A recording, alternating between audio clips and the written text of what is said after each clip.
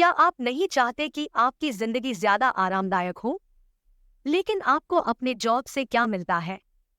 बहुत ज्यादा स्ट्रेस और बहुत थोड़ा सा फ्री टाइम। क्या ऐसा कोई तरीका है जिससे आप बेहतर रिलेशनशिप्स और एक रिवॉर्डिंग करियर बना सकते हैं? इस समरी में फेमस लोगों के कुछ सीक्रेट्स शेयर किए हैं और बताया गया है कि इन लोगों ने कामयाबी की सीढ़ी कैसे चढ़ी। How to make people like you instantly. हर इंसान की ये इच्छा होती है कि लोग उसे पसंद करें, इसलिए हम लाइफ में बहुत सारे फ्रेंड्स बनाना चाहते हैं। हम उम्मीद करते हैं कि हमारी फ्रेंडशिप सच्ची हो और वो लंबे समय तक चले। लेकिन ऐसा करने के चक्कर में हम दूसरों को अपनी बेस्ट साइड दिखाने की कोशिश करते हैं। लोगों से हम सिर्फ अपने इंटरेस्ट, हॉबीज और काम के बारे में बात करते हैं।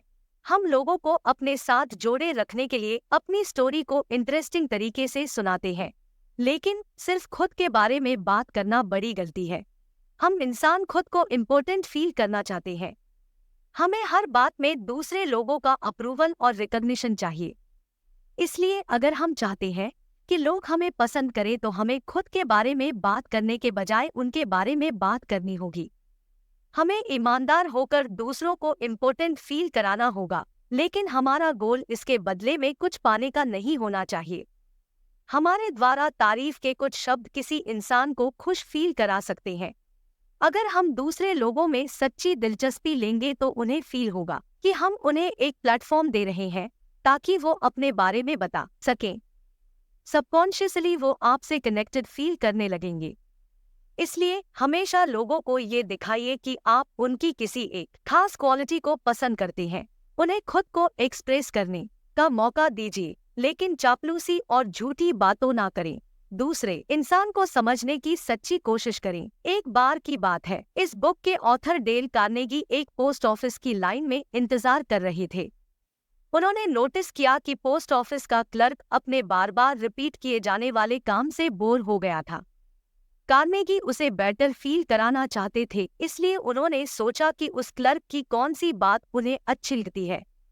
जब कार्नेगी की बारी आई तो उन्होंने क्लर्क के सुंदर बालों के लिए कॉम्प्लीमेंट दिया, जिसे सुनकर क्लर्क खुश हो गया और उसके चेहरे पर बड़ी प्यारी सी मुस्कान आ गई। कुछ लोग सोचेंगे कि कार्नेगी ने क्लर्क की चापलूसी की ताकि वो अपना काम जल्दी से निकलवा सके, लेकिन कार्नेगी ने बताया कि उनका इरादा ऐसा बिल्कुल नहीं था। वो सच में इस छोटी सी बात से क्लर्क को खुश करना चाहते थे। एक छोटी सी बात क्लर्क को इम्पोर्टेंट फील कराया। कार्नेगी का कहना था कि जो लोग झूठे और सेल्फिश होते हैं वो आगे जाकर फेल हो जाते हैं। फिलोसफर्स और स्कॉलर्स ने हजारों सालों से इंसान के रिश्तों को ऑब्जर्व किया है और वो सभी इस बात को मानते हैं कि हमें दूसरों को वैसे ही ट्रीट करना चाहिए जैसा हम दूसरों से चाहते हैं। इसलिए दूसरों को इम्पोर्टेंट फील कराएं। दूसरों को रिस्पेक्ट दिखाने के लिए आप सिंपल फ्रेज का यूज कर सकते हैं, जैसे थैंक यू और आपको परेशान करने के लिए माफी चाहता हूँ। इन सिंपल शब्दों और जेस्चर से आप उन्हें अप्रिशिएट कर सकते हैं। इसे एक एग्जाम्पल से समझते हैं। डाटे रॉसिटी नाम के एक फेमस पोएट थे। लोग उनकी पोयम को सुनना बेहद पसंद करते थे। उनके फॉलोअर्स में से एक हॉल केन नाम का गरीब लोहार का बेटा भी था, जो रॉसिटी की पोएट्री को बहुत पसंद करता था। एक दिन केन ने रॉसिटी को एक लेटर लिखा जिसमें उसने बताया कि वो उनके काम को कितना पसंद करता है। इस सच्ची तारीफ से रॉसिटी को इतना अच्छा लगा कि उन्होंने केन को लंदन बुलाया और अपना सेक्रेटरी बना दिया।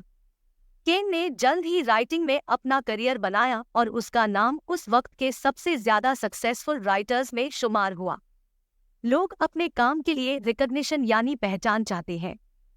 अगर कोई उनके एफर्ट्स को नोटिस करता है तो एप्रिसिएशन के सिंपल वर्ड्स से उन्हें हिम्मत मिलती है।